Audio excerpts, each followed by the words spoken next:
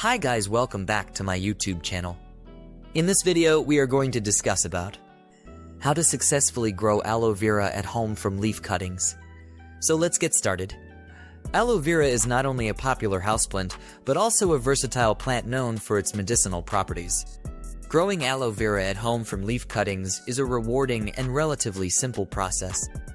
In this video, we'll delve into the step-by-step guide on how to propagate and grow aloe vera from leaf cuttings, ensuring a thriving plant that can provide you with its beneficial gel for various uses. Understanding aloe vera. Before we jump into the propagation process, let's understand a bit about aloe vera.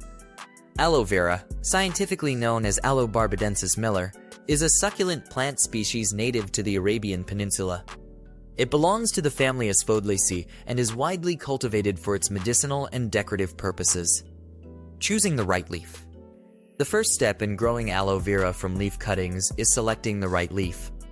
Opt for a mature, healthy leaf from a well-established aloe vera plant.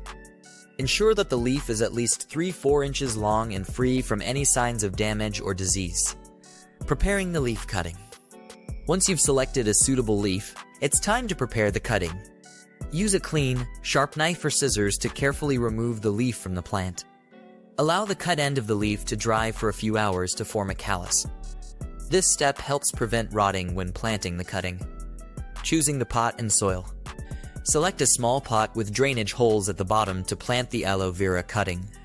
Proper drainage is essential for aloe vera, as it is susceptible to root rot if left in waterlogged soil. Use a well-draining soil mix, such as a cactus mix or a combination of sand and potting soil, to fill the pot. Planting the cutting. Plant the prepared leaf cutting in the pot, burying it about 2 inches deep into the soil with the cut end facing downwards. Gently firm the soil around the cutting to hold it in place. Avoid planting the cutting too deeply, as this can inhibit root growth. Watering and care. After planting, water the cutting lightly, being careful not to soak the soil. Aloe vera prefers slightly dry conditions and can tolerate drought. Allow the soil to dry out between waterings to prevent overwatering, which can lead to root rot.